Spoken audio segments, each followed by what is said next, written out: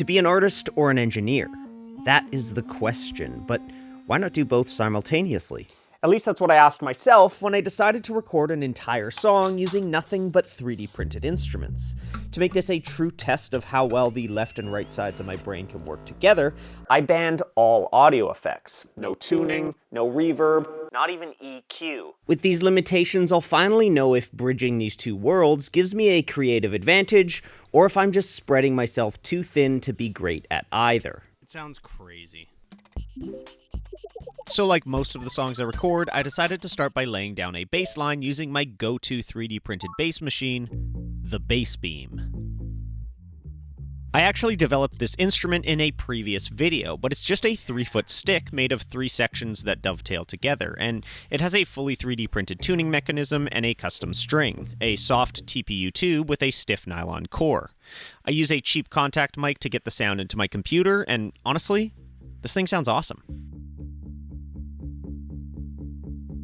Keep in mind, this is the pure tone without any compression or EQ. Now, it's not without its flaws. It can be pretty finicky to play in tune, and it has some occasional buzzing and weird string noise, which normally I could fix in post. Sounds like right there. But since I've banned all audio effects, I'll have to just power through and record a ton of takes and select the ones that sound the best. That's decent, and then I did end up creating a little MIDI version of the bass line I wanted to play, just so I had something to guide me in the early stages of this song, but I will remove this MIDI track after I get some more instruments recorded.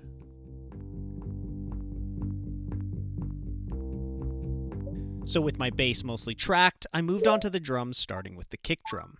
This is a pretty basic drum system I designed that uses one giant thread to tighten a 3D printed skin over a shell. I have a thin, soft TPU skin on here, which works surprisingly well at making a convincing kick drum sound when it's put right up against a microphone. But for all the other percussion I needed to add to this track, I wanted to try something special. This is Polymaker's Fiberon PPS-CF, an engineering-grade filament that looks, feels, and most importantly, sounds like metal. But it's plastic. Like, check out this tuning fork I printed. that shouldn't sound that good.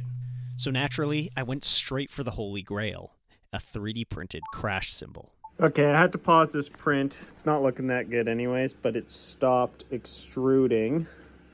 The nozzle seems to be clogged. Which wasn't a major surprise because using an engineering-grade material like this requires a bit more than a standard hobby setup. The stuff needs nozzle temperatures upwards of 340 C, so I got in touch with the team over at Bambu Lab, and they were kind enough to provide their flagship H2D printer for this project. It handles those high temps natively, which gave me the perfect platform to start experimenting, and I was able to get the tuning fork and half of this cymbal printed before my nozzle clogged. Okay, so this test did fail, but I just want to see what this is like. This is so crazy. It has a tinfoil vibe to it. This is so weird. This is plastic. Doesn't sound good, though. Now, I certainly don't blame the 3D printer for struggling with this filament, as it's known for clogging standard nozzles, and it's so brittle that it kept breaking before reaching the hot end. So, to get the PPS-CF flowing perfectly, I just had to make a few quick mods. I designed a simple riser to give the brittle filament a smoother path into the extruder, and swapped in a 0.6mm tungsten nozzle to keep the carbon fibers from clogging. With those tweaks in place, the H2D was dialed in, and while the surface texture was still a bit raw, I was getting reliable functional prints every time. So I jumped right into printing another cymbal test, and... Okay. This thing looks bad. I obviously need to adjust the settings. This is a hard material to print, apparently. Let's see what this sounds like.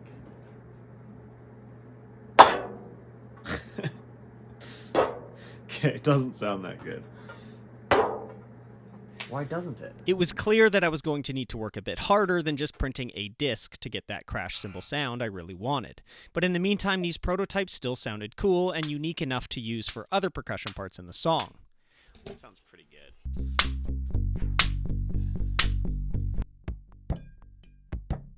I also managed to print a PPS-CF skin for my drum and this little cowbell thing, which both sounded awesome.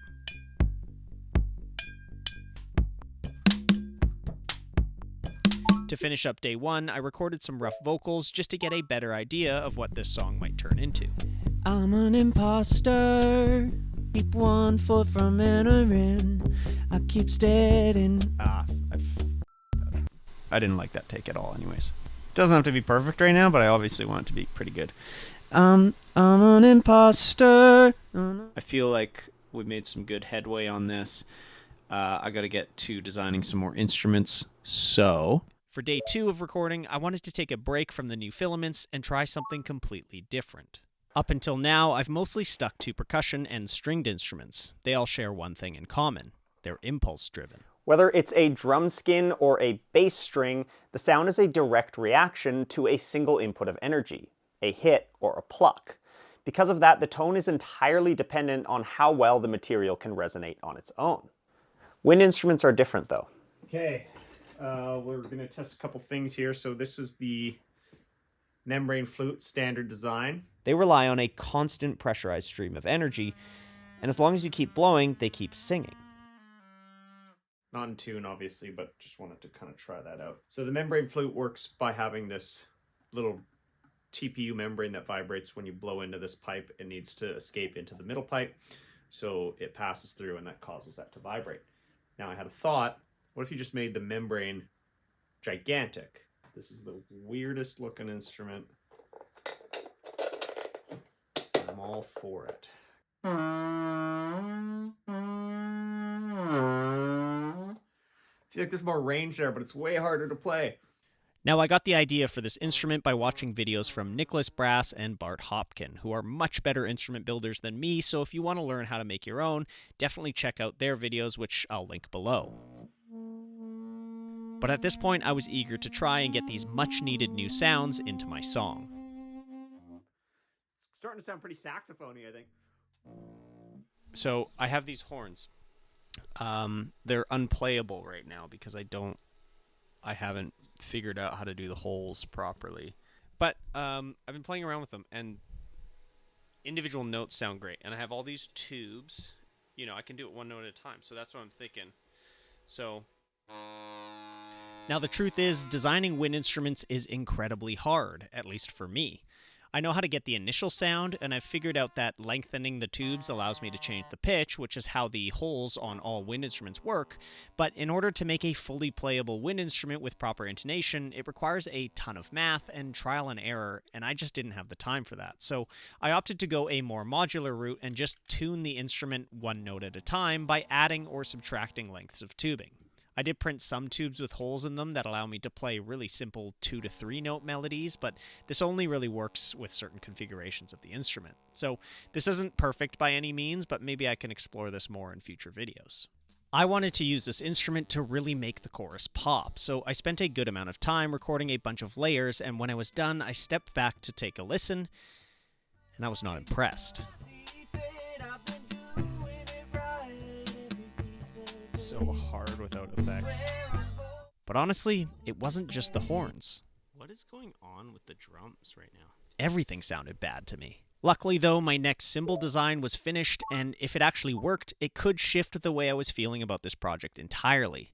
I thought the obvious solution would be to just print the actual shape of a cymbal with a bell and a tapered edge. Okay, so let's see.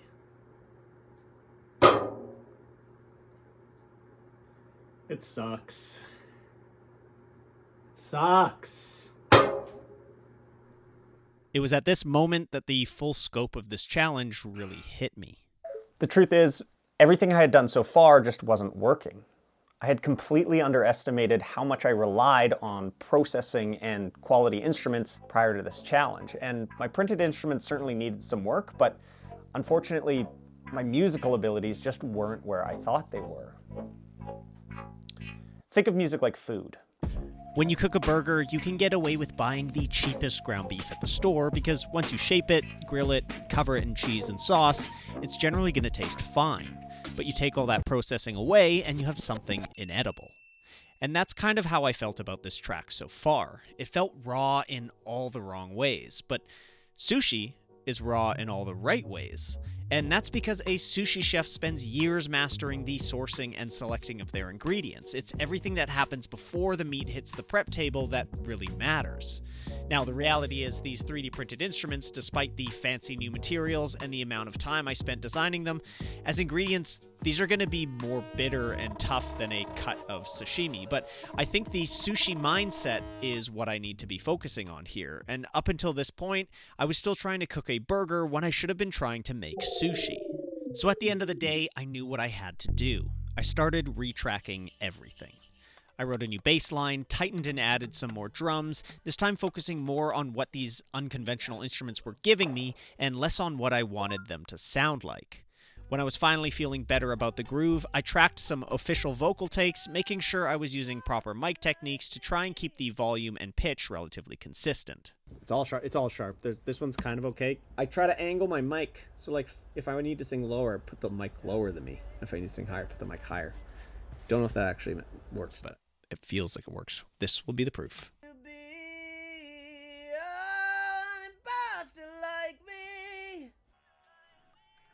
I think so. I think it worked. And then I tackled the horns again, using some longer telescoping tubes so I could dial in the pitch more accurately. If I wanted to survive this, I had to be meticulous, but I also had to embrace the raw ingredients for what they were. This would require practice.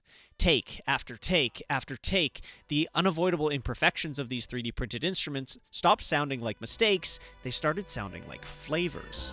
I was finally learning how to tame these wild instruments. Oh, this is so fun! And in the meantime, the printer was making moves in the background because I was already growing my next ingredient, the PPSCF kalimba. Oh, this is looking nice. This thing oozed with resonance. It was a lot bassier than I thought it was going to be, and it had some rattling, but notice how when you pluck one of these middle tines, it would vibrate the ones next to it.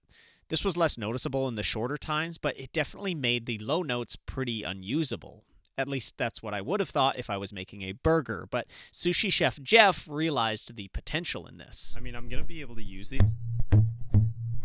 Like, that sounds like a drum. At the very least, we have a really cool percussion instrument. Luckily, most of the higher notes sounded decent, so I removed the middle tines and came up with this little melody for the intro of the song. But I was still getting a ton of muddiness between the notes, and the shortest tines practically didn't work at all. So I tried printing thinner ones that did improve things, but ultimately I ended up recording the intro melody one note at a time. But this was mostly just a creative choice. This kalimba sounded better than I expected and was totally a playable instrument. And with the success of the PPSCF kalimba, I was feeling confident about my third cymbal design. This thing looked too cool to not work. Moment of truth.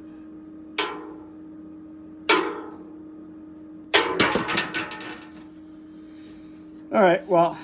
While my cymbal dreams remained crushed, I was still pretty happy with the first part of the song so far, and it was time to move on to verse 2. So typically second verses are the hardest part to do for me, but it's often my favorite part of the song when it's done.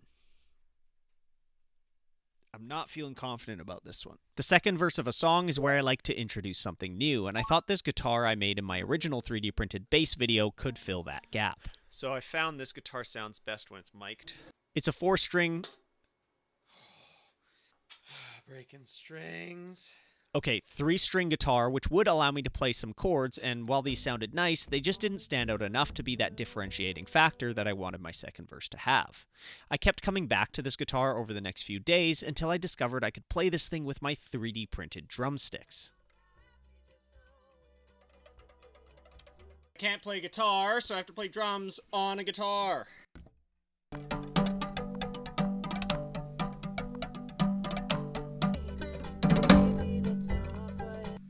This is cool. Okay. Finally found something cool. But I still needed some higher frequencies to fill out this song, and with guitar in my mind, I pulled out my mini single-string guitar, which I built in my first ever 3D printed song video.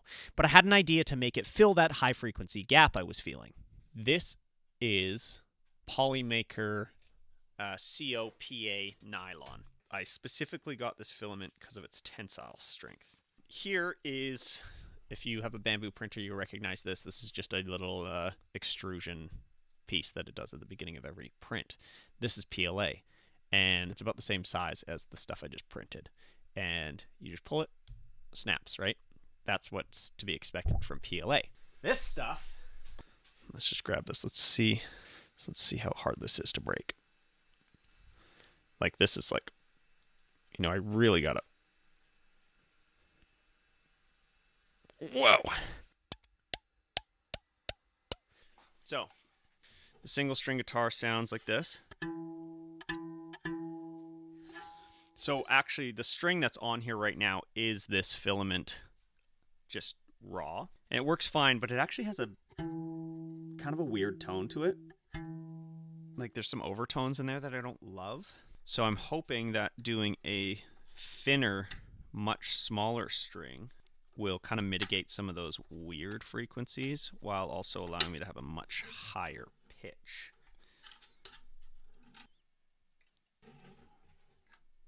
Look at that.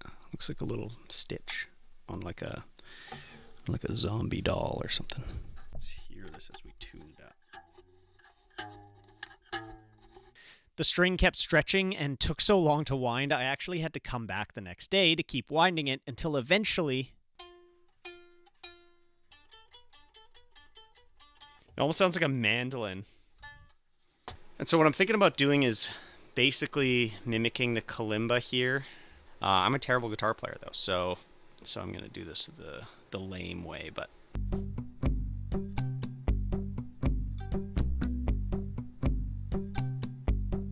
Over the next couple days, I tracked this silly little guitar note by note until I ended up with something that I personally find rather charming.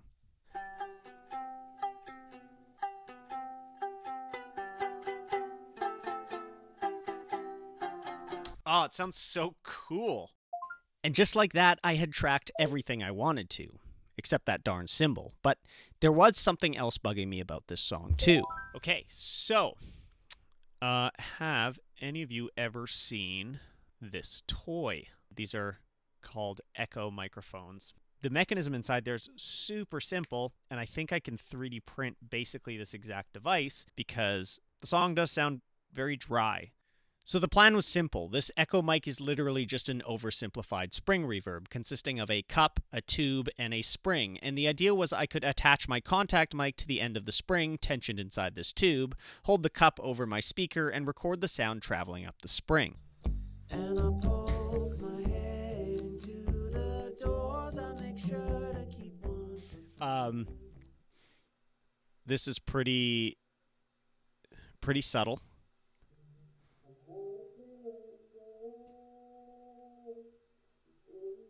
And you could kind of hear there's like specific frequencies that are a lot louder, but it doesn't work that good.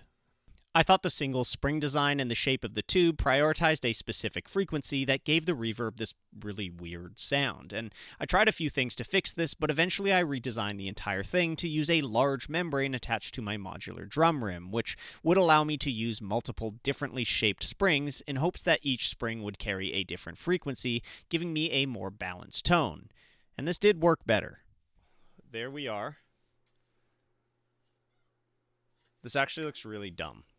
Some more of that tailor-made identity. I won't need to fake it. The decay on this reverb wasn't nearly as much as I was hoping, so at the end of the day, I only used this wacky device on a few key moments of the song, but I'd love to experiment more with this someday. Okay, so I really want a proper cymbal sound.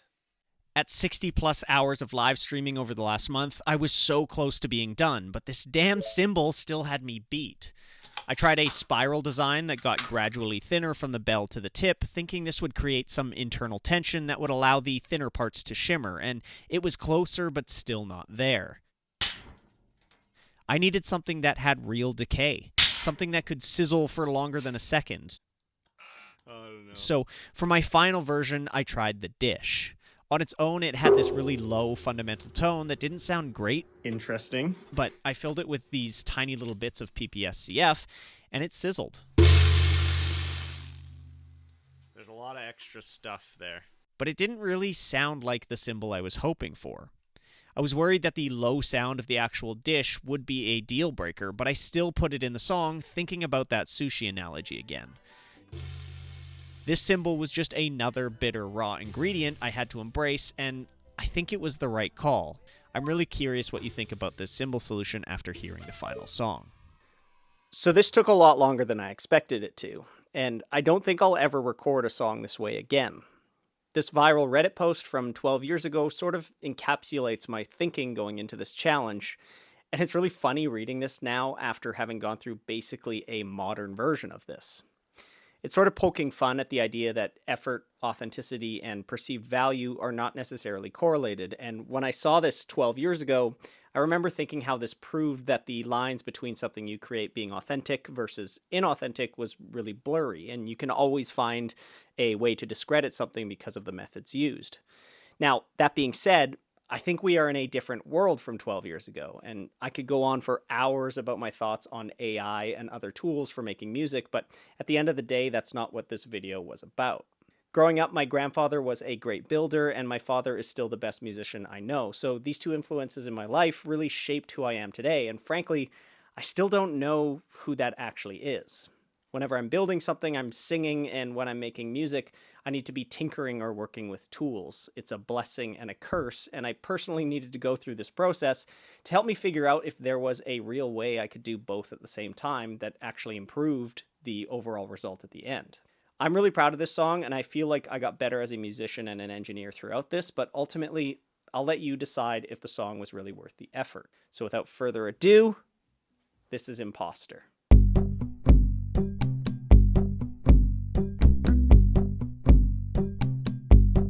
I'm an imposter, but I don't know who I'm supposed to be.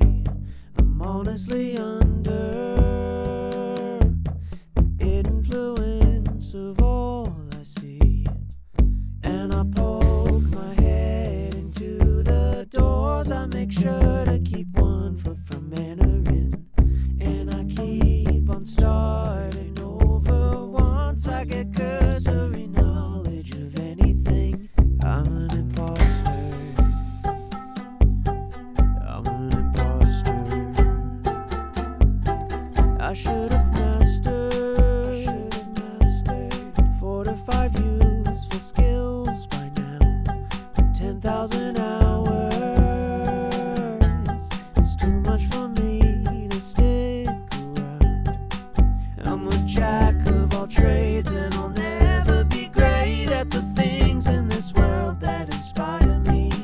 But there's no looking back, and I've made my own track. I'm a master of who I'm supposed to be. I keep on building my life how I see fit. I've been doing it right, every piece of it. I don't know where I'm going, I don't give a shit, 'cause I'm happy just knowing I'll never quit. It's like I'm doing it custom, and I'd love some more of that tailor-made identity. I won't need to fake it, I'll admit it's kinda nice to be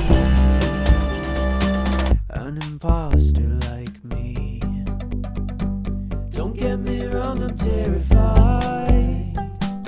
I've given up 1,000 times, but I guess that I'm just stubborn. I don't see another way through this life. They will call me insane for not picking a lane, and maybe that's not quite inaccurate. But if I lose my head while I'm making my bed, I guess I'll have no choice but to lay in it.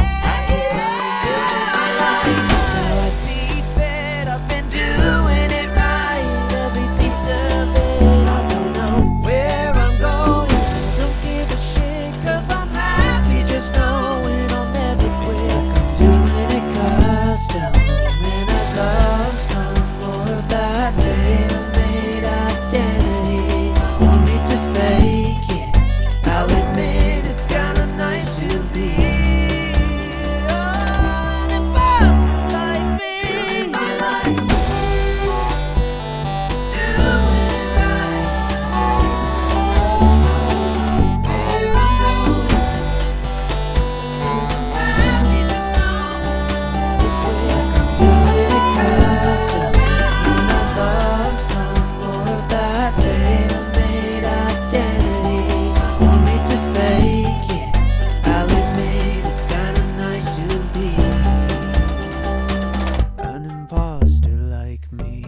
Thank you so much for checking this out, and please let me know in the comments what you thought of the final song. I'll have the Spotify link down in the description below, along with the links to the 2 secret channels I live streamed the entire challenge on.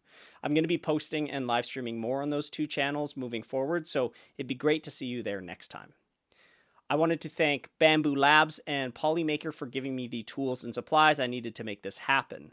Definitely check out Polymaker's line of filaments if you haven't already, and if you are in the market for a 3D printer that can handle the new wave of engineering filaments, I'll have an affiliate link for the Bambu Lab H2D below. It's a great machine, and using that link would really support the channel.